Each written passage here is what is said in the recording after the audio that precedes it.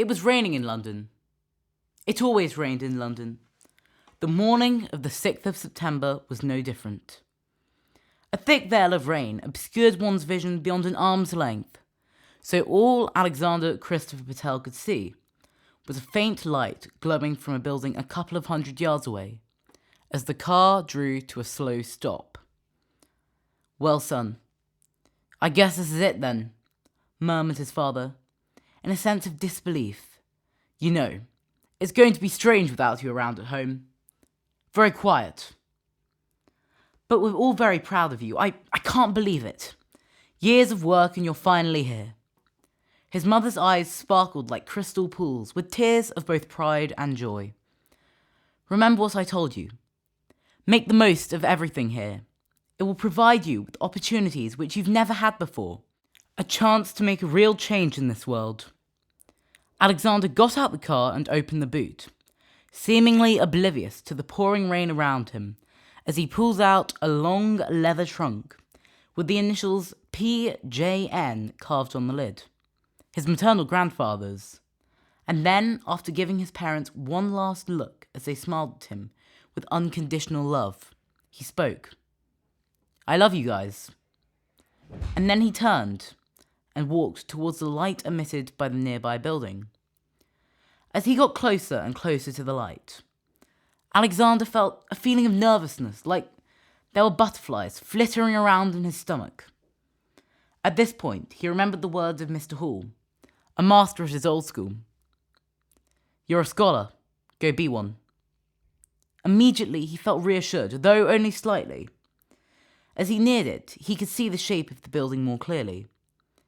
It was an old building, one which looked like it had been extended many times since its creation, as it was a queer shape, and one which Alexander felt was certainly an anomaly of architecture, not dissimilar to the Mad Hatter's house in Wonderland.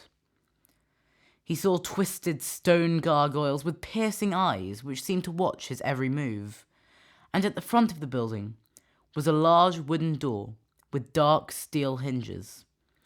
It was the type of door which Alexander felt would make an eerie creak upon being opened. The kind of door in horror movies. He placed his hand upon the door handle, turned it, and pushed, but did not prevail in opening the door. "You're going to need a code for that."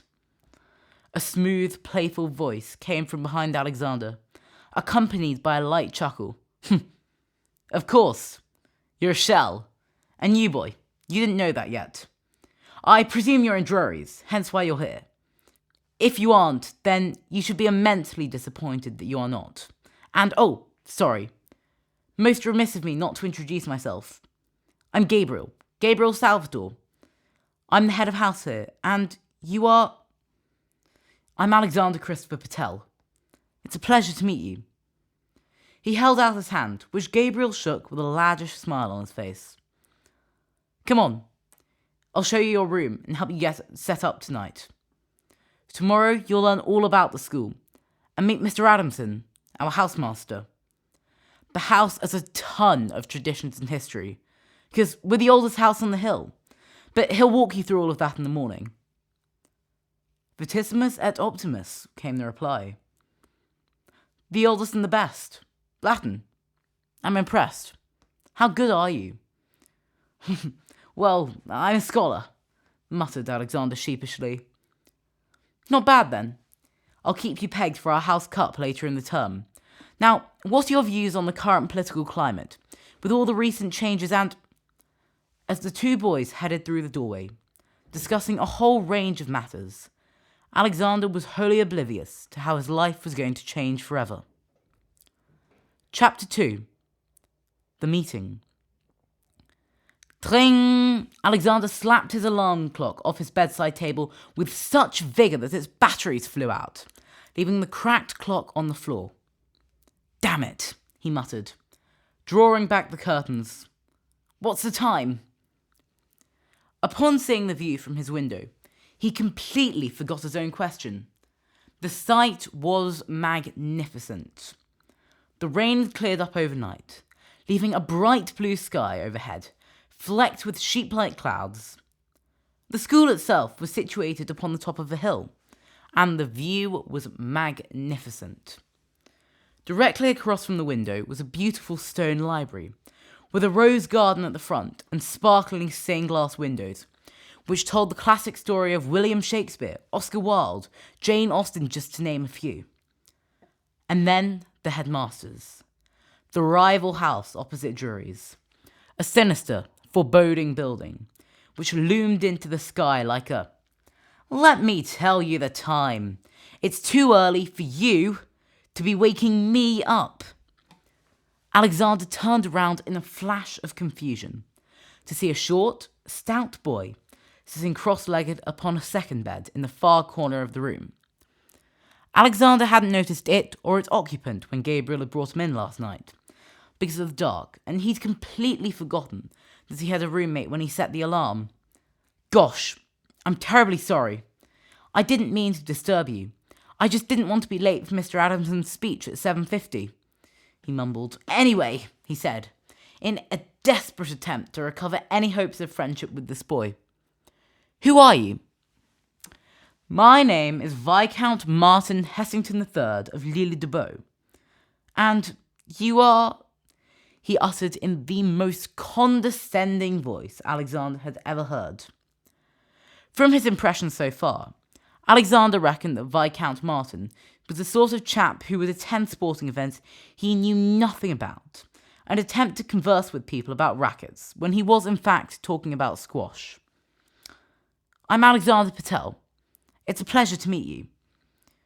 "I wish I could say the same. Where are you from, Alex?" "Alexander. And I'm from Cambridge." "No, where are you actually from, with a surname like Patel and a, complexion like yours? You must be from somewhere exotic." "Yes, Cambridge." Alexander let out a frustrated chuckle. "Well, where are your parents from then? I had someone of your coloration working for my family over the summer, and they were from Mauritius." Then Alexander snapped.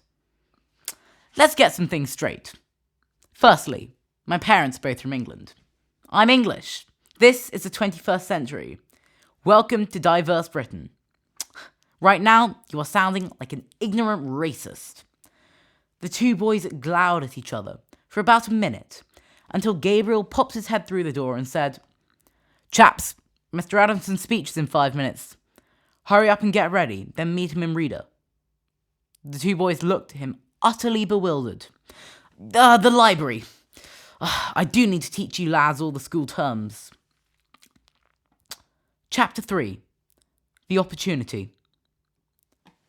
The 60 boys of Drury's had all gathered in Reader. As Alexander and Martin walked in, Alexander noticed Gabriel with a group of older boys, discussing some sort of singing thing, Glees and Twelves. He saw Martin walk over to greet a cluster of about 10 boys, around Alexander's age, sitting perkily on seats in the front row. Martin muttered something to them, and then stood up and gestured to Alexander and said, "Hey, Alex, why don't you join us?" Alexander obliged.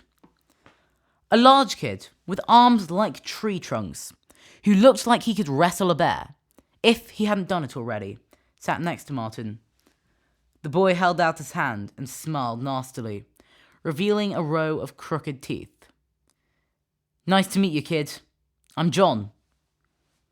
"I'm your age," chuckled Alexander, "but a pleasure." "No one likes a smart Alec," growled John. "Wonder what they think of you, then, being on the other end of that spectrum." Alexander saw John's hand curl into a fist, and in that split second realized what he'd said. I... The door to the study swung open with a loud thud as the cloaked man entered the room. One by one, each of the boys opened their school bags and pulled out a straw hat. Alexander made his way over to Gabriel and said, "Why do you all have boaters?" "Not boaters, hats. You get 100 lines for getting that wrong. Here's your hat. Now, follow my lead." Alexander could see the man more clearly now. Despite being on the shorter side, he was a well-built, muscular man. He wore smart black shoes without laces. Gabriel said it was to prevent boys tying them together under the table. Smart suit trousers and a crisply ironed shirt with cufflinks bearing the lines of the school on them. Despite a slight receding hairline, he had a head of black hair neatly propped up in a tall coif, and round his neck hung a pair of reading glasses. As he walked past, each boy put their hat on and tapped their left index finger on the side. Alexander too did this when the man passed him, as Gabriel had done it before him. The man walked over to a great lectern at the end of the room. When he got there, he pulled out a sheet of paper from his inside pocket and laid it upon the lectern, and then, with the air of a minister, uttered 3 words. "Please be seated." With a great deal of murmuring and coughing, almost all of the boys found a place to sit, and those who didn't stood awkwardly in the corners of the room, as if they were trying to disappear. "Gentlemen, whilst I appreciate the sentiment, I would prefer it if we did not wear hats inside." A light wave of laughter spread across the room. But the boys were laughing with him, not at him, for Alexander realised they wouldn't dare to cross him. When he stood by the lectern above everybody else, Alexander realised Mr. Adamson was somebody who commanded their utmost respect. When everyone had settled down, he continued, speaking in a rich, thorough accent which pronounced every consonant and syllable. "Welcome, boys, to what I hope will be another excellent year for Drury's House, where we will prosper and thrive for excellence in sport, drama, music, art, and academia. I urge you to do this through the 4 core values of the school. Firstly, honour. Always do what is the right thing to do by moral standards. I urge you all to accomplish responsibly and to a high standard with respect, and I wish to see you all striving to do your best work. Secondly, courage. Be bold, take risks, try something new. You're all still in school. It's a place to learn. Do not fear failure, but learn from it, so that the next time you will succeed. Have humility. Be graceful, don't boast. We get it, you're smart, so's everybody else. Recognise that you can get better and improve. And finally, the most important value, fellowship. Look around you. These boys are going to be your best friends, your family. Maybe for some of you older boys, they already are. Help and celebrate each other to make the most of your time here. As a passing thought, I leave with you the words of Horace. Carpe diem. Seize the day and make the most of every opportunity here on the hill.